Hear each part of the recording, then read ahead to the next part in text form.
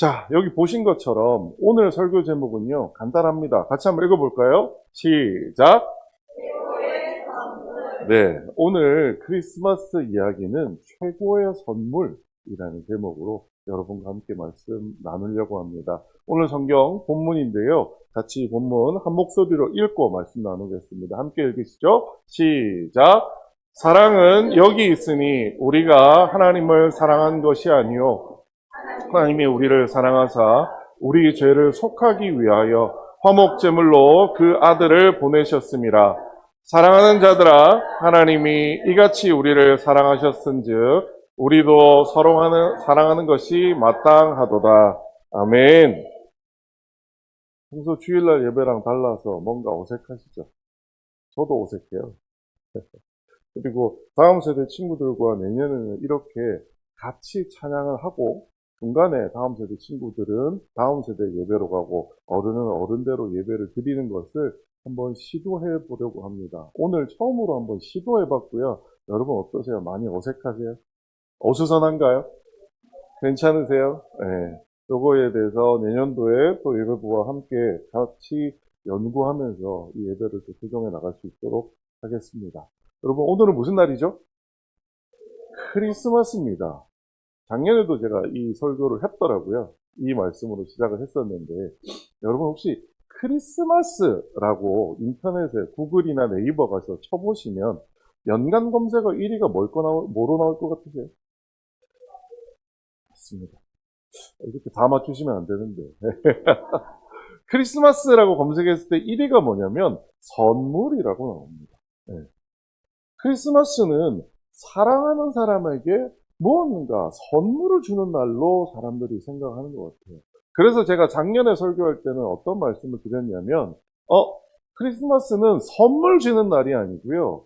우리를 사랑하신 예수님께서 태어나신 날입니다. 라고 하는 것을 작년에 크리스마스에는 설교로 말씀드렸어요.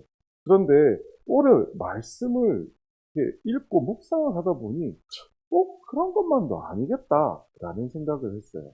크리스마스는 사랑하는 이들에게 선물을 주거나 혹은 받는 날이 맞을까요? 그게 성경적인 걸까요? 오늘 본문을 통해서 이 이야기의 답을 한번 알아보려고 합니다.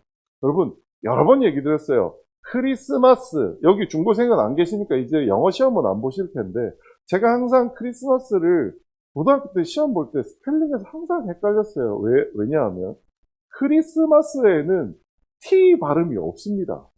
근데 영어로 잘 보면 CHRIST가 있어요. 그래서 왜 크리스마스에는 T가 있을까 생각을 했는데 사실 크리스마스의 어원은 예수님을 뜻하는 그리스도를 뜻하는 크라이스트라는 단어와 예배라는 뜻의 미사, 메세라고 하는 단어가 합쳐져서 크리스마스라는 단어가 만들어진 겁니다. 여러분, 메리 크리스마스라고 인사한다는 것은 무슨 뜻일까요? 기쁜 성탄 되세요라고 우리는 얘기를 하지만 사실 메리 크리스마스라는 얘기는 뭐냐면 그리스도를 기념하는 예배를 기쁘게 드립시다. 기쁘게 예수님이 오신 것을 예배합시다. 라는 뜻이 되는 겁니다. 그래서 미국의 일부에서는 너무 종교색이 짙다. 그래가지고 greetings라고 하든지 해피 홀리데이라고 해서 크리스마스라고 하는 단어를 사용하지 않는 그런 것도 있다고 얘기합니다. 여러분 그러면 오늘 우리 한번 다시 생각해 봐야 될 것은 크리스마스의 주인공은 누구예요? 예수님입니다. 크리스마스의 주인공은 우리 집에 있는 산타클로스의 선물 받는 애들이 아니다라는 거예요. 예수 그리스도라고 하는 분은 도대체 어떤 분일까요? 오늘 짧게 오늘 본문을 통해서 이 말씀을 전해보려고 합니다. 오늘 말씀에 사랑은 여기 있으니 라고 시작합니다.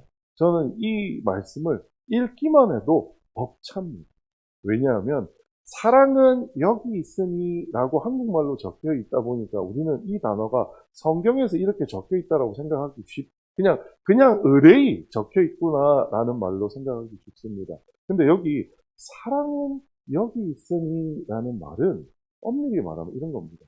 사랑이 뭔가요? 여러분 예전에 드라마 기억나세요? 사랑이 뭐길래? 네. 여러분, 사랑이 뭔가요? 사랑이 뭐냐라는 질문을 물어봤을 때 그 답을 지금 요한 사도가 하는 겁니다. 사랑이 말이야 뭐냐 하면 이게 바로 사랑이야 라고 얘기하는 거예요. 근데 우리가 이해해야 되는 것 중에 하나는 계속 여러 번 말씀드립니다만 사랑이라고 하는 것에는 두 가지가 있습니다. 하나는 에로스적인 사랑이 있고요. 또 하나는 아가페적인 사랑이 있습니다. 에로스적인 사랑이 뭐라고요? 내가 사랑할 만한 것, 사랑스러운 것을 사랑하는 겁니다. 여러분 연애 시절에 여러분의 남자친구가 여러분의 여자친구가 얼마나 사랑스러웠습니까? 그래서 사랑하는 것은 그것도 우리는 사랑이라고 부릅니다만 고대 헬라어에서는 에로스라는 단어로 표현했다는 거죠.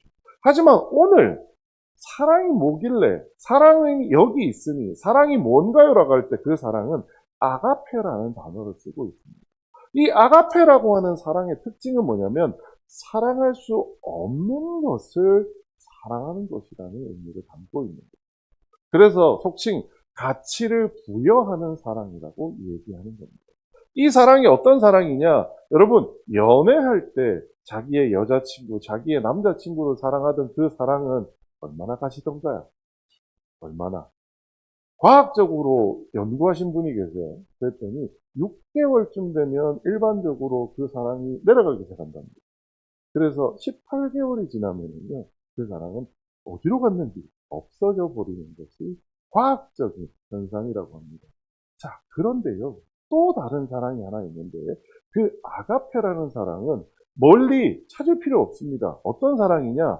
여러분의 자녀를 사랑하는 것이 바로 아가페적인 사랑입니다. 여러분의 자녀가 항상 여러분에게 이쁜 짓만 하던가요? 항상 계속 얘기 드리지만 저희 집 친구들이 요즘 사춘기예요. 여러분, 미운 4살, 미운 7살, 그거 별거 아니더라고요. 사춘기 되니까요, 끝장입니다. 하지만 제가 저희 아이들을 사랑하지 않을까요? 사랑합니다. 사랑할 만한 짓을 하냐고요? 솔직히 말씀드리면 안 합니다.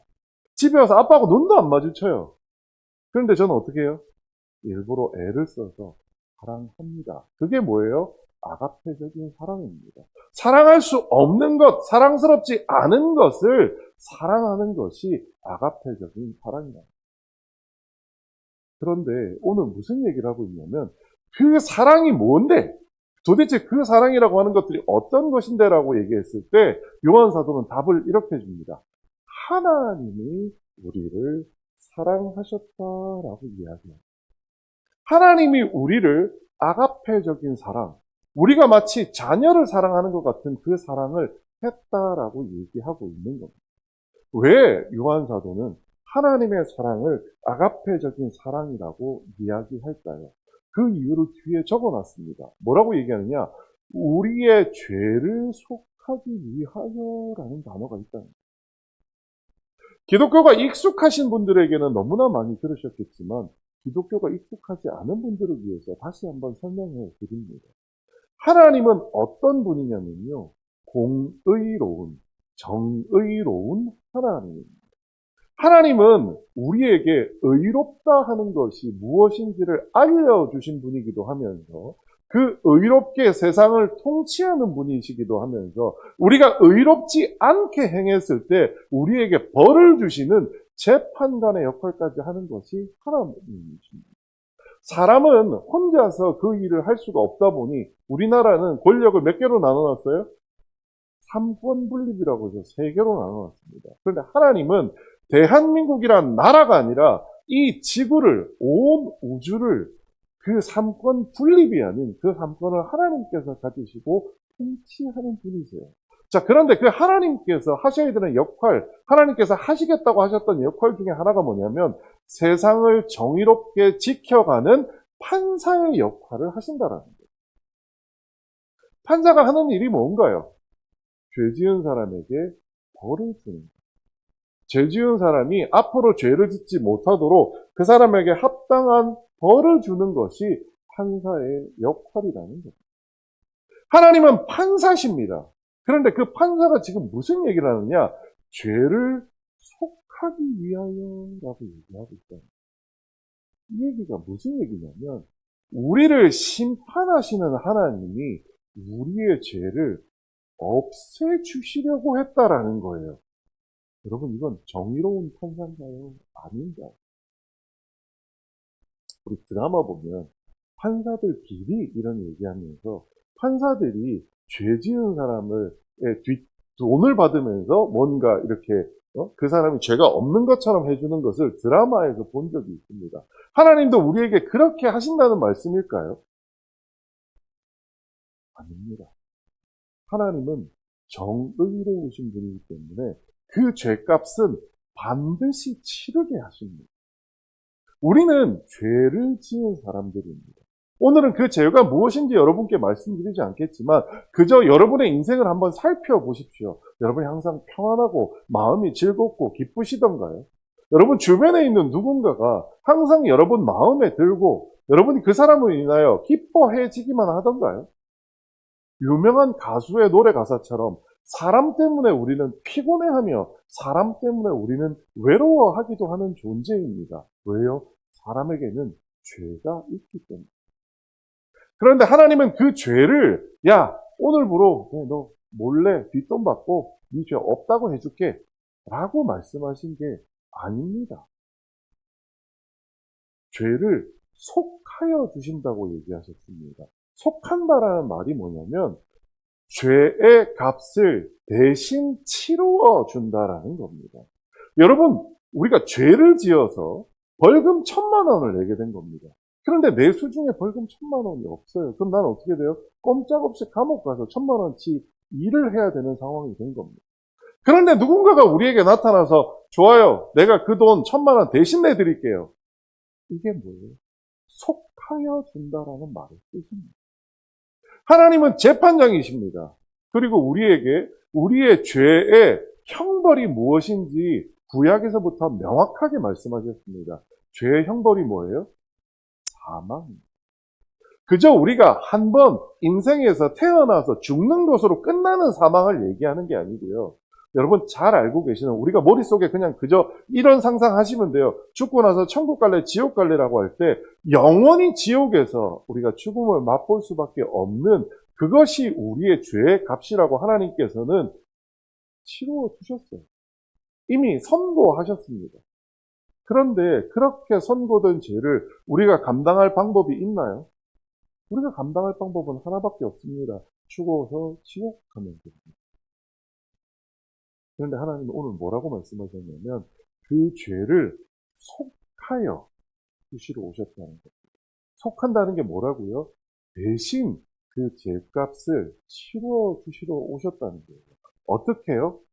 화목제물로 그 아들을 보내셨다라는 거예요.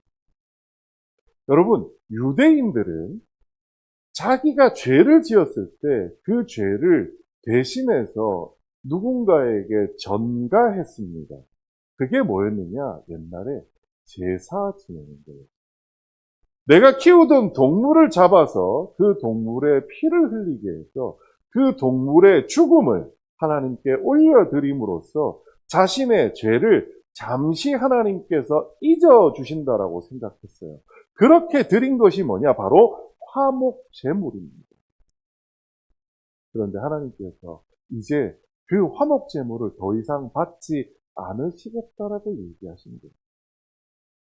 그런데 화목제물을 더 이상 받지 않으시겠다고 하면서 우리를 용서해 주시면 좋을 텐데 우리를 용서하게 되면 무슨 일이 벌어져요? 하나님이 마치 비리 판사처럼 되는 거예요.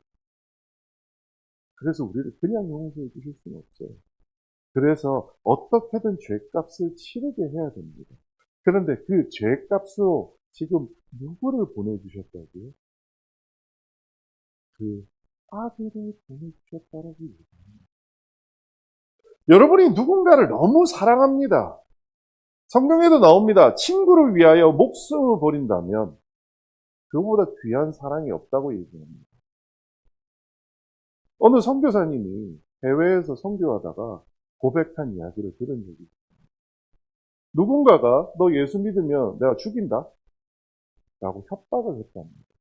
그때는 정말 당당하게 네, 죽겠습니다. 나는 예수님을 부인하느니 차라리 내 목숨을 내놓고 죽겠습니다. 라는 말이 그냥 나오더래요. 근데 그 사람이 네 아들을 죽인다. 라고 하니 형제자님이 아무 말도 할 수가 없었다. 여러분 어떨 것 같으세요? 나는 인생 이만큼 살았으니까 내가 하나님을 위해서 내 한 목숨 바친다 생각할 수 있죠. 여러분의 자녀를, 여러분의 사랑하는 누군가를 위해서 목숨을 내어놓게 할 수 있으시겠어요?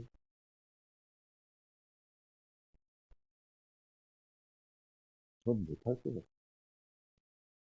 아무리 요새 사춘기라서 속썩이는 저희 아들, 딸일지라도 제가 아무리 누군가를 사랑한다고 해도 내 아들, 딸을, 내 사랑하는 사람을 위하여 내어놓지는 못할 것 같아요.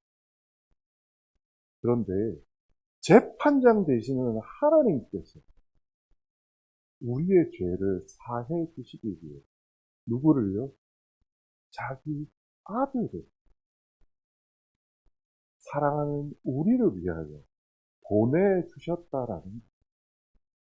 그냥 선교사로 보내셨나요? 아니요. 예수님과 하나님의 예수님의 기도를 살펴보면 하나님은 이 땅에 예수님을 보낼 때부터 계획을 갖고 보내신 거예요. 어떻게 해요? 내 아들을 내가 사랑하는 저 백성들의 죄를 속하여 주기 위하여 저 백성들 대신에 그 짐승을 제물로 바쳤던 것처럼 내 아들을 십자가의 제물로 내어 주겠노라고 사고하시고 보내셨다라는 거예요. 화목 제물로 짐승을 주셨다라고 하는 것도 사랑인데 누구를요?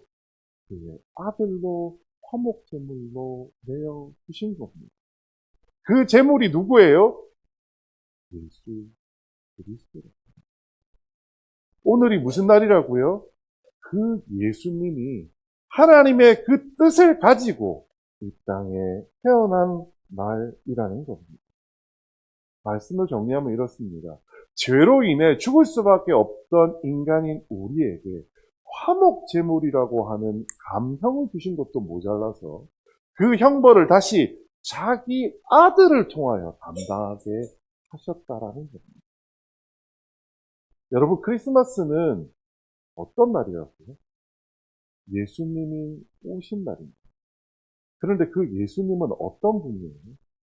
우리가 영원히 죽을 수밖에 없는 운명에 처해져 있는 우리를 위해서 우리를 심판하고자 하는 하나님께서 심판을 고사하고 그의 아들을 통하여 우리의 죄를 사하여 주시기로 작정하고 그 작정, 그 계획을 시작한 그 첫날이 언제예요? 바로 크리스마스라는 겁니다. 크리스마스는 사랑하는 사람에게 선물을 주는 날이 맞을까요? 맞습니다. 누가 주셨는데? 하나님께서 우리에게 가장 큰 선물을 주신 날입니다. 여러분, 이 말씀 이해가 되세요? 하나님이 우리에게 가장 큰 선물을 주신 날입니다. 우리가 주변에 내가 좋아하는 사람, 내가 사랑하는 사람에게 선물 주는 거요? 그거 아무것도 아닙니다. 내가 좋아하는 사람에게 선물 주는 거는요, 에로스적인 사랑입니다. 여러분, 그 18개월 지나면요, 그 사랑의 감정이 없어진다니까요. 그런데 크리스마스는요, 나를 사랑하셔서, 여러분 스스로 한번 생각해 보세요. 우리가 사랑할 만한가요? 여기 보니까 오늘 교회 처음 오신 분도 계신 것 같은데, 여러분, 예수님 누군지는 아세요? 그런데요, 내가 누군지도 모르는 그 사람이 나를 위하여 자기 아들의 목숨을 내놓았다라. 그 사랑이 얼마나 큰지 이해가 되세요? 하나님이 사랑하는 사람에게 주신 선물이 뭐냐? 바로 예수 그리스도 자체라는 거예요.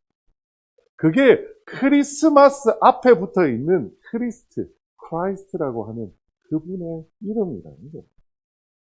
크리스마스는요, 우리가 최고의 선물을 받은 날입니다. 그래서 요한서도는 오늘 본문에 이렇게 얘기합니다.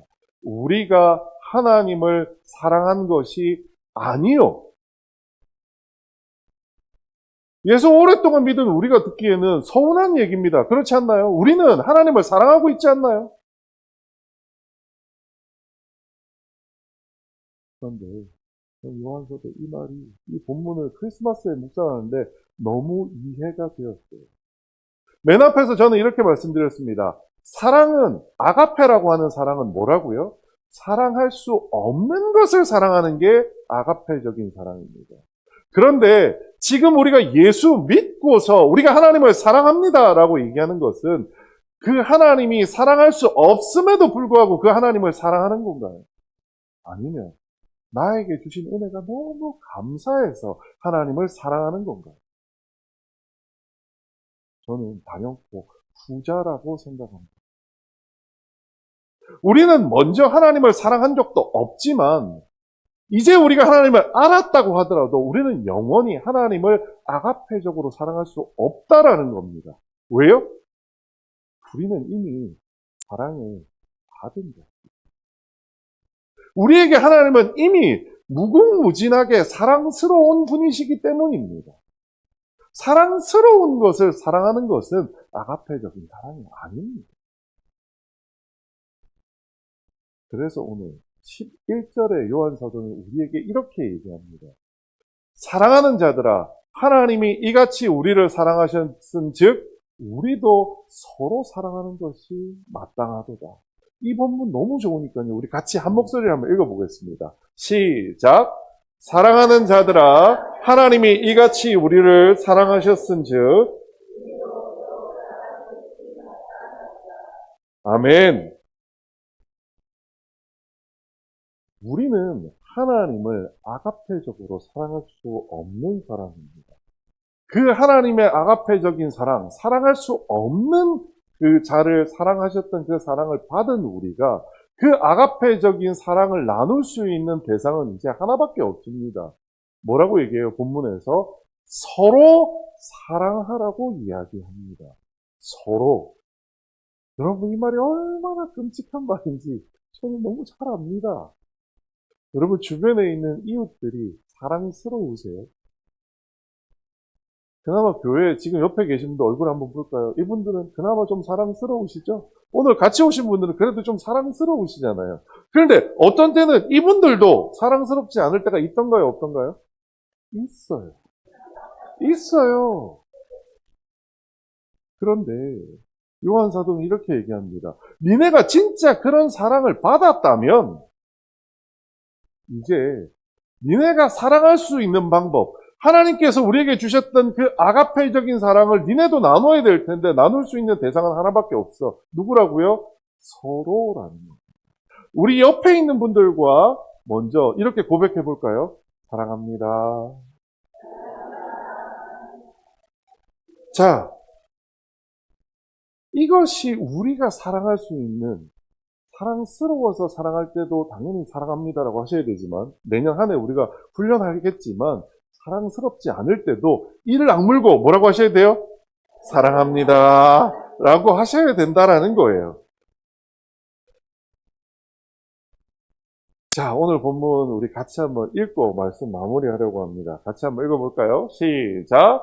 사랑은 여기 있으니 우리가 하나님을 사랑한 것이 아니요 하나님이 우리를 사랑하사 우리 죄를 속하기 위하여 화목제물로 그 아들을 보내셨음이라. 사랑하는 자들아, 하나님이 이같이 우리를 사랑하셨은즉 우리도 서로 사랑하는 것이 마땅하도다. 아멘. 가장 큰 사랑을 받은 날이 크리스마스입니다. 우리가 선물을 주는 것을 떠나서요, 가장 큰 선물을 뭐 한 날이에요? 받은 날이 크리스마스라는 거예요. 그래서 오늘 저는 여러분께 이렇게 말씀드리려고 합니다. 가장 작지만 우리도 이제 사랑스럽지 않은 누군가를 뭐 하자고요? 사랑해보자는 겁니다. 말씀을 이렇게 마무리하고 그 사랑을 어떻게 나눌지 다시 한번 말씀 나누도록 하겠습니다. 기도하겠습니다. 지금은 우리 주 예수 그리스도의 은혜와 하나님 아버지의 크신 사랑과 성령님의 감동 감화하심과 충만하심이 오늘도 축하할 때에 받아주실 정말로 귀한 성도들 머리 위에 영원토록 함께 계시옵기를 간절히 축원하옵나이다. 아멘.